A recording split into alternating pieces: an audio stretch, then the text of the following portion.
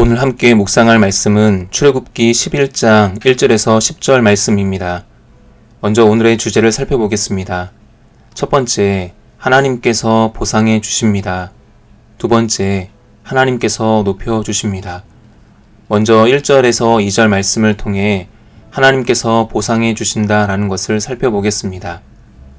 하나님께서 모세에게 이렇게 말씀하셨습니다. 내가 이제 바로와 이집트 위에 한 가지 재앙을 더 내릴 것이다. 그러고 나면 그가 반드시 너희를 여기에서 내보낼 것이다.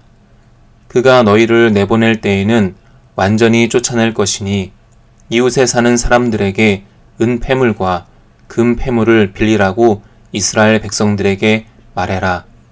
하나님께서 이렇게 말씀하셨습니다.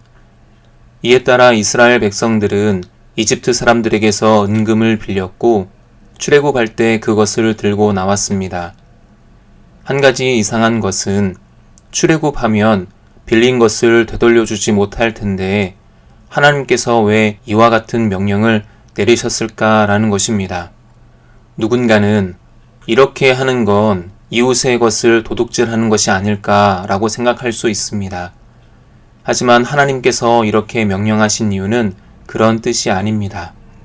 하나님께서 이와 같이 명령하신 것은 첫째, 지금까지 이스라엘 사람들은 아무런 보상을 받지 못한 채 건설 현장에 투입되었고 거기서 중노동을 했습니다.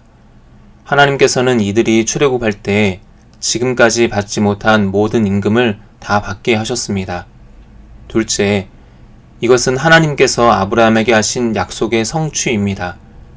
창세기 15장 13절과 14절 말씀에 보면 여호와께서 아브라함에게 이르시되 너는 반드시 알라.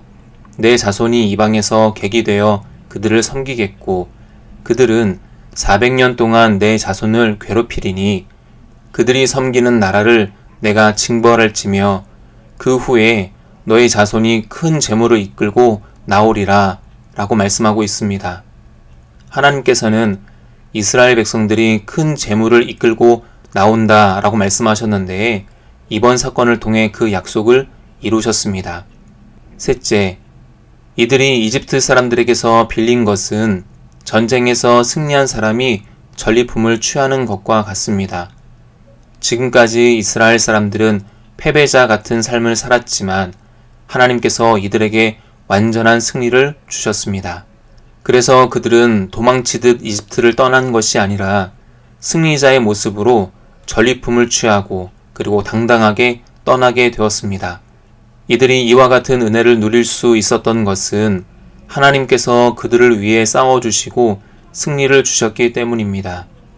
이것은 우리도 마찬가지입니다. 수고하고 애쓰지만 그에 대한 보상을 얻지 못하고 믿음의 길을 걷는 것으로 인해 손해를 보는 일들이 있습니다. 이런 일들로 인해 억울한 마음이 생길 수 있지만 그럴 때에도 우울해하지 말아야 합니다. 왜냐하면 하나님께서 우리가 수고한 모든 것을 아시고 또한 반드시 보상해 주시기 때문입니다. 따라서 손해를 보는 것 때문에 억울해하지 말고 오히려 하나님께서 우리에게 반드시 승리를 주실 것과 우리에게 보상해 주시고 축복해 주실 것을 믿어야 합니다. 묵상을 위한 질문을 드리겠습니다. 수고하고 애썼지만 적절한 보상을 받지 못한 것 때문에 억울한 마음이 있습니까? 이제 두 번째 3절에서 10절 말씀을 통해 하나님께서 우리를 높여주신다라는 것을 살펴보겠습니다.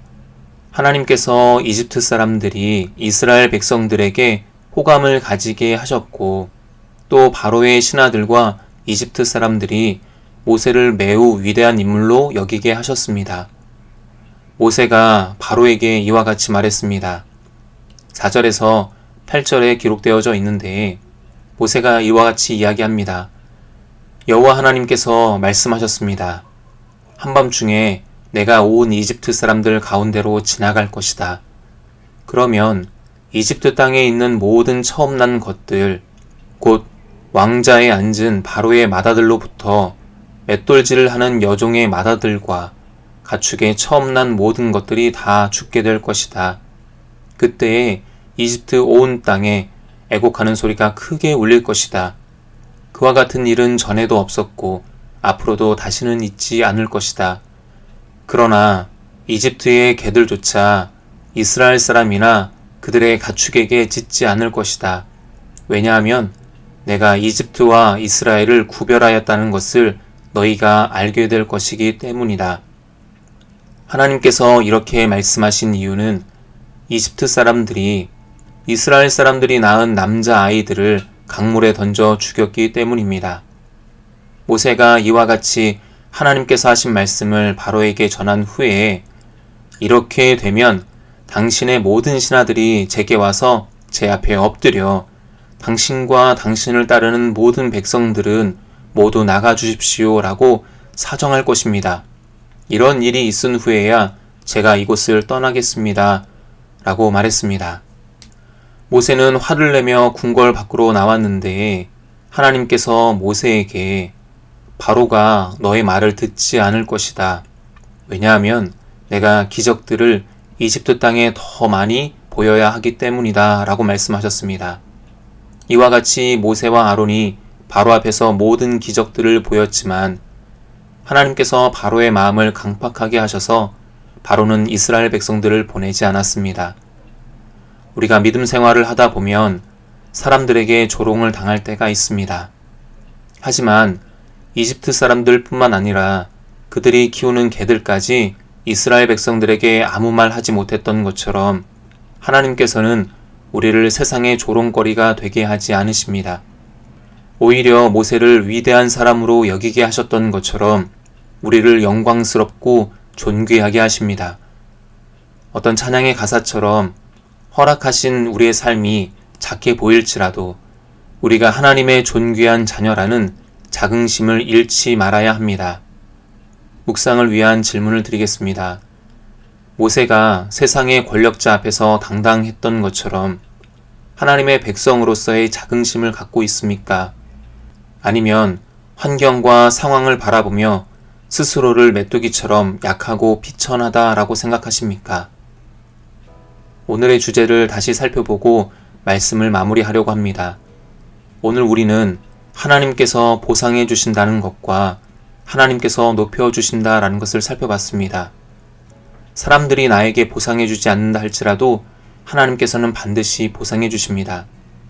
따라서 수고하고 애쓸 때에 보상이 없다 하여 낙심하지 말고 또한 억울해하지 말고 하나님께서 맡겨주신 모든 것에 최선을 다해야 합니다. 그리고 우리가 비천한 자가 아니라 하나님께서 존귀하게 여기시는 하나님의 거룩한 백성이라는 그 자긍심을 갖고 살아가게 되어지기를 주님의 이름으로 축원드립니다. 감사합니다.